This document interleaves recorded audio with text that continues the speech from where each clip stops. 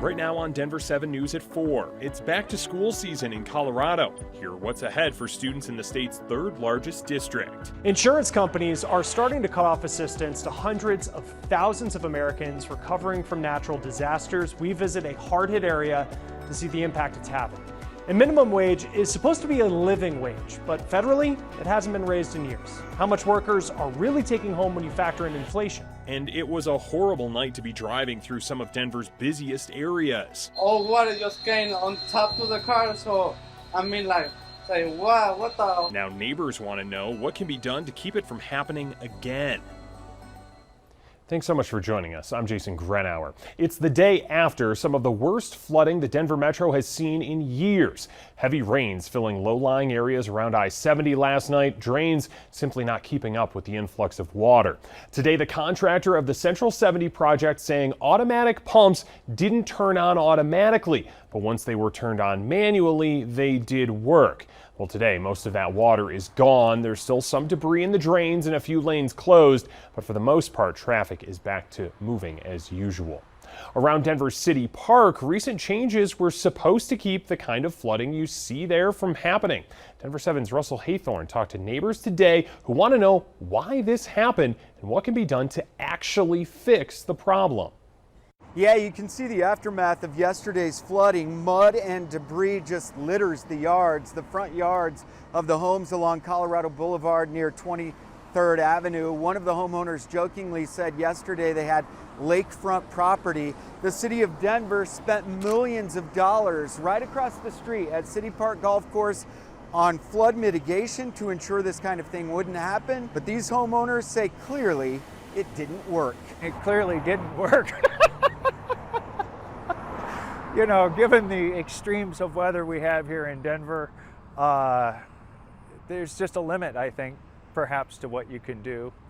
And that's what I think we ran up against. In this case, there was an enormous amount of hail that came down first and filled the sewers. And then after that, the rain just kept coming and coming and coming. And it had nowhere to go. Today, city crews began cleanup, power washing sidewalks and clearing debris from the roadways and city-owned easements. Coming up at 6, we'll have more on this issue, including an interview with Councilwoman Candy Sidabaca and the pressure the city is now facing as a result of the flooding. Russell Haythorne, Denver 7.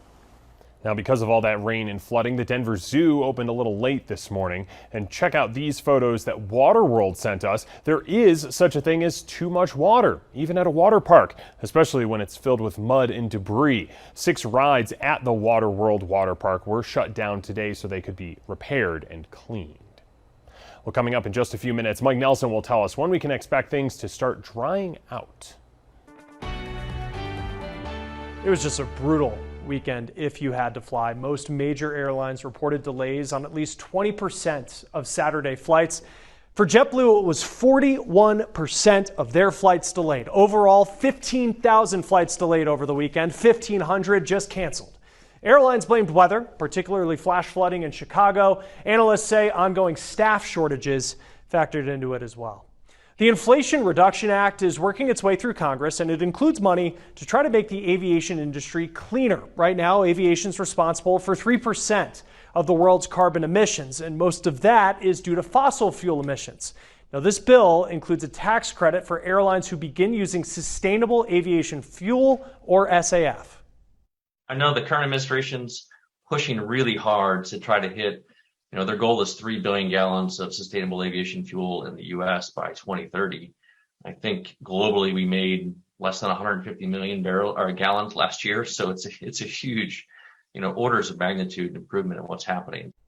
Right now, SAF costs 3 to 4 times as much as fossil fuels. The tax credit would reduce the cost, but SAF would still be more expensive, and it's not guaranteed that producers can make enough to keep up with demand. Today, for every 1,000 gallons that are used, there's only been 1 gallon of SAF fuel available to purchase because there are just so few plants today that are in place and producing on a commercial scale.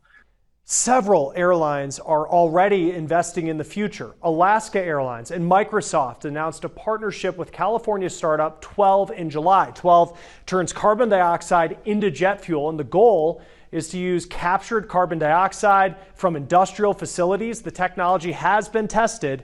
by the U.S. Air Force. Now, as many Americans struggle to make ends meet right now, states are seeing a surplus in their budget. We're taking a look into the money and where it came from, and if it could help ease some of the pressure from inflation.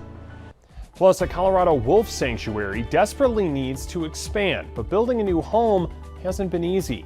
COVID, just like for everybody else, really impacted cost and it impacted supply chain. How you can help them move into their new and improved sanctuary next.